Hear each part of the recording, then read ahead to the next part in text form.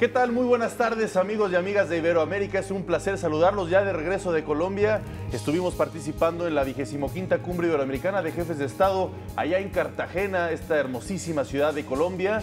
Y bueno, Leti, pues resultados muy alentadores. Así es, Omar.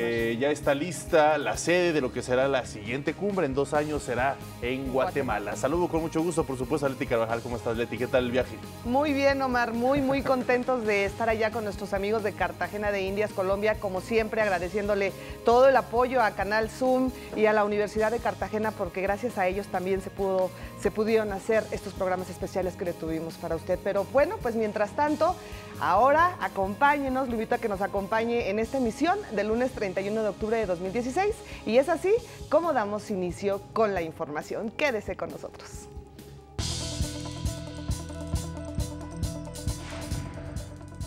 Se instala en Venezuela la primera reunión formal de diálogo entre el gobierno y la oposición. Luego de más de 10 meses, Mariano Rajoy fue investido como presidente de España para formar un nuevo gobierno. Concluye con éxito la 25ª Cumbre Iberoamericana de Jefes de Estado y de Gobierno en Cartagena de Indias, Colombia. En el espacio educativo y cultural iberoamericano conoceremos una de las plataformas de apoyo a los emprendedores costarricenses. Y en los deportes, Lewis Hamilton conquista el Gran Premio de México de la Fórmula 1.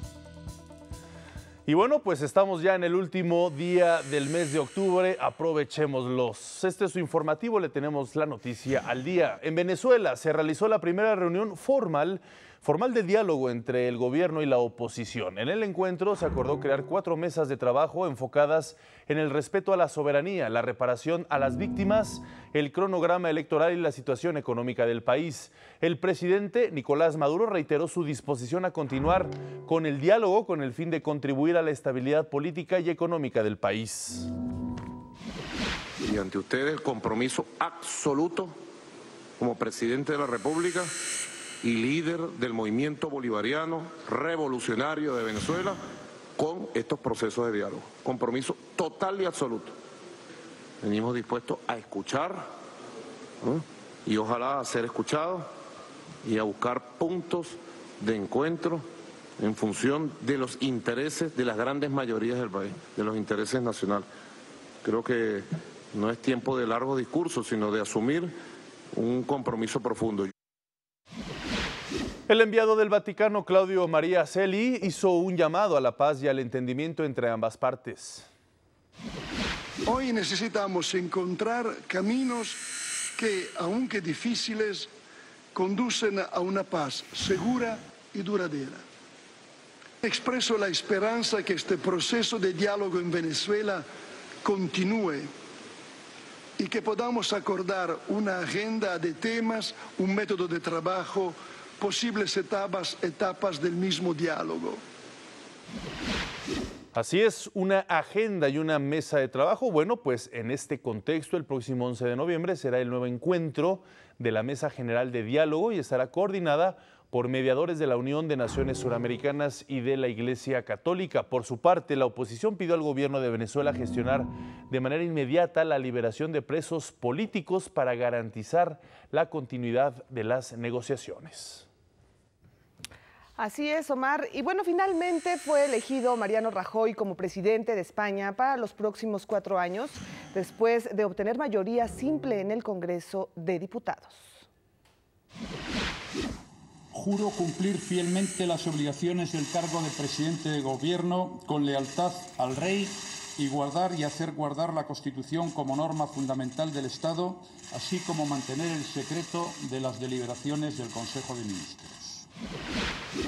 Con este acto se cerró un periodo en el que se celebraron 2 elecciones y 2 investiduras fallidas debido a la falta de acuerdos de los partidos políticos. Mariano Rajoy se reunirá el jueves con el rey para darle a conocer los nombres de sus ministros, quienes jurarán sus cargos el próximo viernes. Con gran éxito, lo que ya comentábamos al inicio de este noticiero, se realizó la 25ª Cumbre Iberoamericana de Jefes de Estado y de Gobierno. Este es un recuento de lo que acordaron los líderes de los 22 países que integran nuestra región. Cartagena de Indias, Colombia, fue la sede de la 25ª Cumbre Iberoamericana de Jefes de Estado y de Gobierno, donde representantes de los 22 países de la región se comprometieron a adoptar nuevas políticas enfocadas a los jóvenes, el emprendimiento y la educación. Esta ha sido una cumbre muy satisfactoria y deja resultados y planes concretos de acción. ¿Para qué? Para mejorar la vida de todos los ciudadanos de nuestra Iberoamérica. Colombia enfocó el trabajo de la conferencia en un tema clave para todos los países, clave para nuestro país, clave para la región. La juventud, el emprendimiento y la educación. Los presidentes y cancilleres iberoamericanos firmaron y aprobaron la Declaración de Cartagena, que contempla más inversión y cooperación en las áreas de ciencia, tecnología e innovación, la adopción de una alianza para la movilidad académica, medidas para fomentar el acceso al mercado laboral con un enfoque de género. Y en este marco, los representantes de los 22 países de la región también suscribieron uno de los documentos emblema de esta cumbre, el Pacto Iberoamericano de Juventud, que busca darle a este sector de la población mayor participación en el desarrollo de la región. Esta cumbre Juventud, Emprendimiento y Educación, el lema que escogió Colombia, ve hacia uno de los temas más importantes que tenemos para el futuro, y ustedes lograron generar una plataforma para que los jóvenes fueran los que nos guiaran en términos de este pacto de la juventud para entregarle a los presidentes. Otro de los temas protagonistas de esta cumbre fue el proceso de paz en Colombia, al que se sumaron y respaldaron los 22 países. Finalmente, los mandatarios y funcionarios de Iberoamérica decidieron que la sede de la 26ª cumbre sea Guatemala en 2018. Recibimos con mucho honor esta presidencia de la Secretaría y estamos invitando a todo el mundo para que el 18 se den cita en Antigua, Guatemala. Nosotros le damos la más cordial bienvenida a todos los pueblos de Iberoamérica y a todos los pueblos de América que quieran acompañarnos en esta linda tarea, que sé que es una responsabilidad alta y que por primera vez mi país, Guatemala, la acepta con total responsabilidad y con el total honor. La cumbre demostró que la cooperación y relación entre los 22 países de Iberoamérica se fortalece cada vez más. Para Iberoamérica al Día, Emanuel Morales. Muchísimas gracias, Emanuel. Y bueno, el presidente de Colombia, Juan Manuel Santos, llegó a Reino Unido para realizar una visita de Estado. Esta es la primera ocasión que un mandatario colombiano es invitado a Gran Bretaña por la reina Isabel II para realizar una visita oficial. A su llegada, Juan Manuel Santos explicó que entre los temas que tratará se destacan la educación, el cambio climático, la cooperación, inversión, comercio y oportunidades de negocio entre ambas naciones. Se tiene previsto que el presidente de Colombia se reúna con la reina Isabel II de Inglaterra y el príncipe Felipe de Edimburgo, así como con el príncipe de Gales y con la primera ministra Theresa May. Es momento de ir a ver el clima de nuestra región.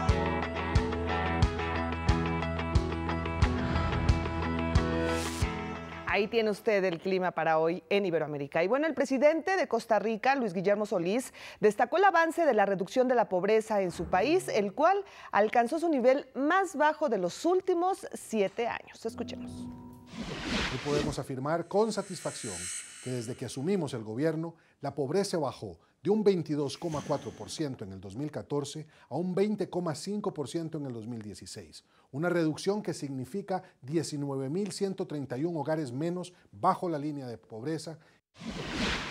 El mandatario destacó que los índices pertenecen a las categorías de pobreza extrema, la rural y la llamada multidimensional. De acuerdo con un informe del Instituto Nacional de Estadística y Censos, actualmente existen, mire usted, 10.400 familias menos en estado de pobreza en comparación con el año anterior. Por su parte, en El Salvador fue detenido el expresidente Elías Antonio Saca González, acusado de corrupción y de malversar millones de pesos. El exmandatario fue privado de la libertad junto con los exsecretarios de Comunicaciones, Julio Rank, y el de Juventud, César Funes, así como 3 empleados más de la presidencia. Horas más tarde se entregó el quien fuera su secretario privado, Elmer Charliax. El Papa Francisco realiza un viaje a Suecia para conmemorar los 500 años de la reforma de Martín Lutero, que generó el movimiento de los cristianos protestantes. Durante la ceremonia religiosa celebrada en la Catedral de Lund, el Sumo Pontífice hizo un llamado a la unidad de todos los cristianos. Esto fue lo que dijo. Católicos y luteranos hemos empezado a caminar juntos por el camino de la reconciliación. Tenemos la oportunidad de reparar un momento crucial de nuestra historia, superando controversias y malentendidos que a menudo han impedido que nos comprendiéramos unos a otros. El Fondo de la Organización de las Naciones Unidas para la Infancia, UNICEF, informó que alrededor de 2.000 millones de niños en el mundo respiran aire contaminado. De ellos, unos 300 millones inspiran aire que excede 6 o 7 veces los niveles máximos de contaminación fijados por la Organización Mundial de la Salud. Este aire tóxico causa anualmente la muerte de unos 600,000 menores de 5 años, principalmente en Asia Meridional y África. El informe se publica una semana antes de la realización en la COP22 en Marruecos, encuentro sobre cambio climático, en la que UNICEF pedirá a los países que tomen las medidas necesarias para reducir la contaminación del aire, un problema que hay que atender de manera significativa, no solo en estas regiones de África y Asia, sino también en Iberoamérica, puesto que la salud de los jóvenes es fundamental para el futuro nuestro y una buena educación. Recuerde que nos puede seguir a través de Twitter, en @IberoAlDía, y en Facebook Iberoamérica al Día. Regresamos, vamos a una breve pausa comercial.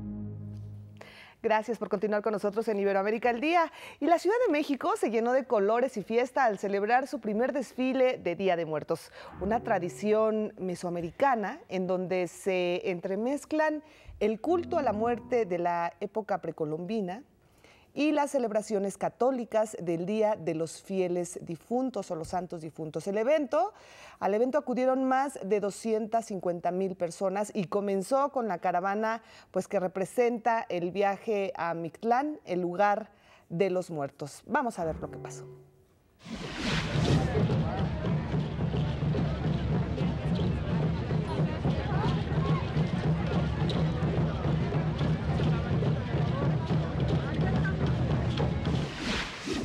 Y bueno, luego siguió con el desfile de elementos tradicionales del México virreinal con la denominada La Niña Muerte. En el cierre se presentó el Panteón, donde se expusieron imágenes pues, inspiradas en la iconografía creada por José Guadalupe Posada, que sintetizan el culto a la muerte y su celebración en México desde la época prehispánica hasta la actualidad.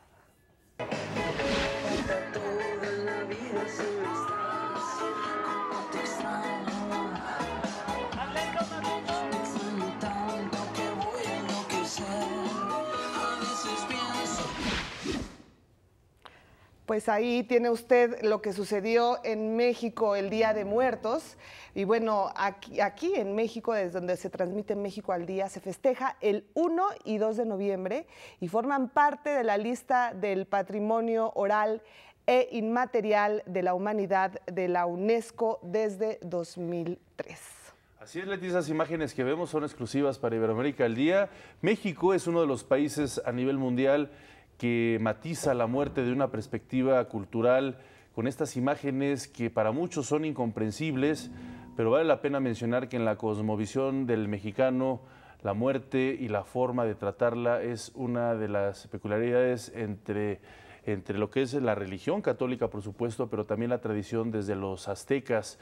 Por eso esta mimetización y esta sincretización de la espiritualidad más allá de la vida se ve reflejada en estos altares donde la tradición obliga a poner justamente en el altar los gustos de las personas que murieron. Pueden ser desde dulces, pueden ser desde alguna bebida alcohólica, puede ser algún platillo regional mexicano que le gustaba, y se monta alrededor de estas flores tradicionales mexicanas, estas flores naranjadas, que son los cempasúchitl, y que pueblan y que adornan las calles de la Ciudad de México o barrios muy tradicionales como es Coyoacán, uno de los barrios más bonitos en México, que justamente acostumbran a hacer grandes ritos tradicionales con estos disfraces muy coloridos y que se han ido expandiendo a lo largo del mundo. Yo he visto algunas imágenes de otras tradiciones, como los países nórdicos, donde ya se pintan la cara con estas muertes muy mexicanas. Además, uno de estos días se festeja a los niños que fallecieron y el otro día, me parece que es el 2, ya es a los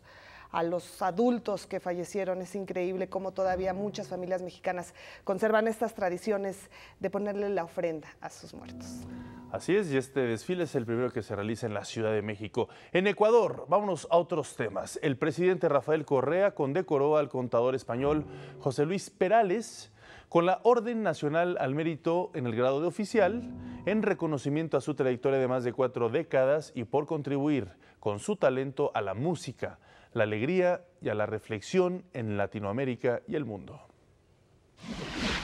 Y no se trata solo de la canción romántica con la que se identifica, y muy justificadamente, al maestro Perales, pero José Luis ha cantado a la libertad, a la paz, a la Navidad, a la familia, a los niños. En definitiva, ha cantado el milagro de la vida. El mandatario ecuatoriano pidió a José Luis Perales escribir una canción para los migrantes. Te voy a pedir un favor. Ojalá algún día, con tu talento, puedas escribir una canción para nuestros migrantes y para los migrantes del mundo en general. El cantautor español, por su parte, dijo que este reconocimiento lo llevará en el alma. Y en nuestra efeméride de hoy queremos recordar el natalicio del poeta y periodista brasileño Carlos Drummond de Andrade.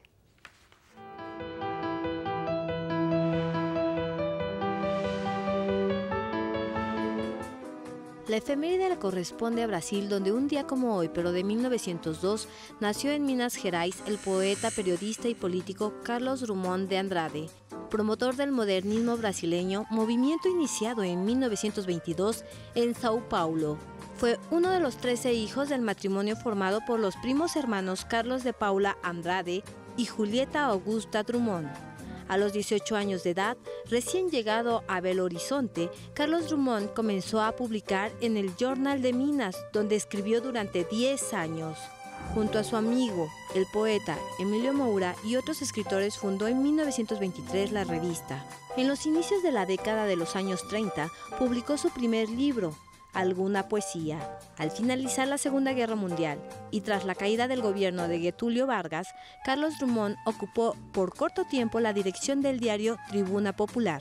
Regresó a trabajar en el Ministerio de Educación, donde fue director de Patrimonio Histórico y Artístico, al mismo tiempo que se dedicó al periodismo y a producir poesía, cuento y ensayos. Considerado como uno de los mayores poetas de Brasil, Carlos Drummond murió el 17 de agosto de 1987 en Río de Janeiro, solo 12 días después que su única hija, María Julieta Drummond.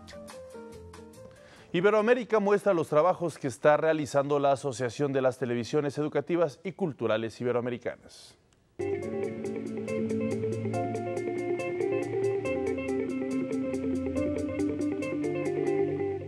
Amigos de Iberoamérica, qué gusto saludarlos. Y bueno, el Instituto Nacional de Aprendizaje funciona como una plataforma de apoyo a los emprendedores costarricenses. Esta institución ayuda a crear y propiciar oportunidades de nuevos negocios donde se brinda asesoría, soporte y herramientas a los emprendedores en busca de crear las condiciones idóneas para potenciar sus propios emprendimientos. Nuestro negocio nosotros lo iniciamos a partir de una necesidad de sacar adelante a nuestra familia. Yo estaba padeciendo en ese entonces de una enfermedad que me estaba limitando poder incorporarme a la vida productiva, y mi esposa perdió su trabajo por los constantes permisos que ella tenía que solicitar para poderme atender. Don Juan Vázquez de Lina, de la unidad PYME, le expresamos todas las inquietudes y las expectativas que nosotros teníamos, sin tener claridad qué queríamos hacer en ese momento. Desde ese momento el INA nos acompañó. Pensamos que los helados podría ser una alternativa interesante para nosotros, y ese acompañamiento significó venir aquí a plantear las ideas, a esbozar las ideas, el apoyo que ocupábamos para poder implementar este proyecto que nosotros teníamos en mente. El INA significa para mí desarrollo. Yo les aconsejaría a todas las personas que tienen una idea, que quieren emprender un negocio, que busquen el apoyo del INA. Amigos, el INA también tiene como finalidad ofrecer el acompañamiento como buena herramienta y necesaria, cuya función principal es incrementar el desarrollo de las empresas costarricenses para ingresar al mercado internacional. Muchas gracias al Instituto Nacional de Aprendizaje de Costa Rica. Y hoy tenemos nuestra sección Sabores con mi compañera Carla Sentíes.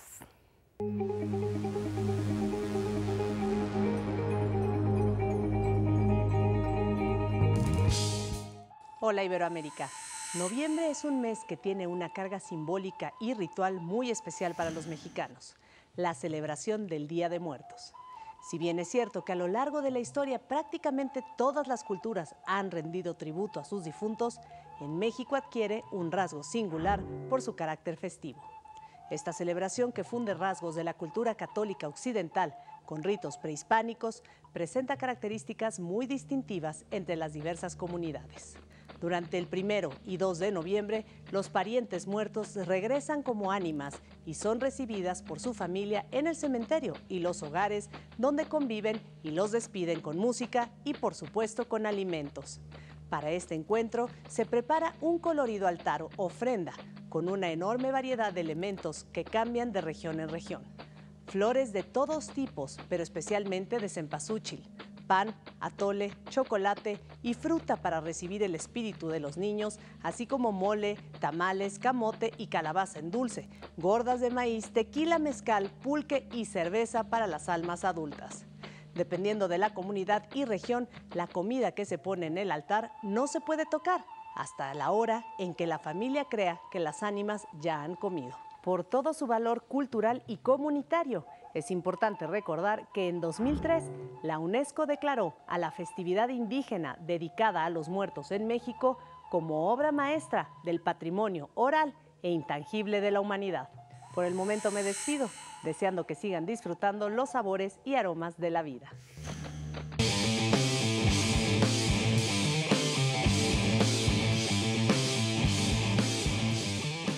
Fin de semana de mucho deportes. Jorge Rubio nos tiene toda la información de lo más relevante. ¿Cómo estás? Un placer saludarte, que tengas un inicio feliz de semana, pero también un divertido fin de mes, sobre todo aquí en México, que ya empiezan las celebraciones del Día de Muertos. Así es, Omar, Leti, qué gusto saludarlos. Al ratito me dan mi regalito, mi recuerdito que me trajeron allá de Colombia. Y bueno, vamos con la información. Sí, por supuesto, estamos de fiesta y empezó desde el fin de semana con el Gran Premio de México de la Fórmula 1, con una asistencia de 339,967 espectadores durante los 3 días de actividad. Nuevamente la afición mexicana de un gran espectáculo en las tribunas del Autódromo Hermano Rodríguez, que por segunda ocasión consecutiva aplaudió, gritó y festejó a los mejores pilotos del mundo. A diferencia del año pasado, Nico Rosberg terminó en la segunda posición, dejando el primer sitio para su compañero de la escudería Mercedes, Lewis Hamilton, quien dominó en casi todo momento la carrera. El tercer lugar fue en primera instancia para Max Verstappen, pero fue penalizado por 5 segundos y Sebastián Vettel subió al podio tras finalizar la competencia y la premiación. Se anunció una sanción de 10 segundos para él y Daniel Ricciardo se metió a los ganadores. Hay una fiesta ahí para definir quién iba a ser el tercer lugar. El mejor piloto iberoamericano fue el brasileño Felipe Massa en la 9ª posición, quien dejó en el 10º lugar al mexicano Sergio Pérez, y con ello Valtteri Bottas igualó a Checo con 85 puntos en la clasificación general. Lo intenté todo, ¿no? Toda la carrera. Al final creo que nos falló la estrategia. Había hecho una gran primera parte de la carrera y estábamos en una gran posición, pero no pudimos maximizar el resultado. Fui con toda una carrera donde prácticamente no pude hacer nada, ¿no? En cuanto a darles una mejor actuación, pero de mi parte me voy tranquilo, lo di todo. Se jugó el quinto partido de la Serie Mundial entre los Indios de Cleveland y los Cachorros de Chicago. Vamos a revisar y a platicarles un poco de lo que pasó en este partido. La tribu llegaba con ventaja de 3-1 y los Cubs hicieron valer la localía para apuntarse su segundo triunfo en el Clásico de Otoño, 3-2 sobre la novena de Ohio, gracias a un buen cierre del cubano Aroldis Chapman, quien rescató la victoria de Jon Lester con los últimos 8 outs del partido. El venezolano Wilson Contreras se fue en blanco con un solo turno al bat, al igual que su compatriota Miguel Montero. La serie regresa mañana a Cleveland a las 8 de la noche, tiempo de los Estados Unidos. El pasado 25 de septiembre, el beisbolista cubano José Fernández perdió la vida en un accidente en lancha en Miami. Quien fuera jugador de los Marlins era muy querido por toda la organización y afición. Este domingo se dieron a conocer los resultados de la autopsia, en donde se informa que Fernández consumió cocaína y alcohol antes de morir. Así que, pues, lamentable lo que pasó con este beisbolista cubano, que de cierta forma sí se mancha un poco la reputación que tenía antes de fallecer. Bueno, y vamos a otra información más agradable. Se corrió la penúltima etapa de la Vuelta a Guatemala. Revisamos quién fue el ganador este día. El local Jonathan de León conquistó el trayecto entre Chimaltenango y Tecpan con tiempo de 2:45:50 con 56 segundos de ventaja sobre su compatriota Celso Ajpacaja. Freddy Toc completó el podio Chapín en el tercer sitio, mientras que el tico Román Villalobos se mantiene como líder de la clasificación general. Hoy dio inicio el Masters 1000 de París y tenistas iberoamericanos entraron rápidamente en acción. Pablo Carreño Busta derrotó a Fabio Fognini 6-3 y 6-1, mientras que Steve Johnson dio cuenta de Guido Pella 6-4 y 7-5. Se retiró Robin Hayes y con esto Fernando Verdasco accedió a la siguiente instancia. Había ganado el primer set 6-2 y el segundo iba 3-2. Por último, Joe Sousa superó por doble 6-4 a Andrea Seppi. Si bien no se pudo conseguir la medalla de oro, Iberoamérica puede presumir plata y bronce en el Campeonato Mundial de Karate Do en Linz, Austria. Damián Quintero de España perdió en la final ante Río Quilluna 5-0 y se tuvo que conformar con el subcampeonato, siendo el segundo español en la historia en conseguirlo en la modalidad de kata individual. Por su parte, el venezolano Antonio Díaz consiguió la medalla de bronce al vencer 5-0 a Lim Chihui de Malasia. Díaz, tercero en el ranking mundial, obtuvo su octava medalla consecutiva en mundiales, teniendo 2 de oro, 1 de plata y 5 de bronce. Hasta aquí la información deportiva. Que tengan excelente inicio de semana. Leti, Omar, regreso con ustedes. Muchísimas gracias, Jorge. Gracias, Nos Jorge. vemos mañana. Gracias. Igual para ti. Hasta luego. Se nos terminó el tiempo. Gracias por estar con nosotros durante esta media hora. A nombre de todos los que hacen posible este espacio informativo, muchísimas gracias. Pero antes de poner punto final, Leti. Así es, Omar. Hoy nos despedimos, pues, y queremos hacerle el honor al premio que recibió de parte de Ecuador. Nos despedimos con la voz del español José Luis Perales y esta canción, Un velero llamado Libertad. Muchísimas gracias y hasta mañana.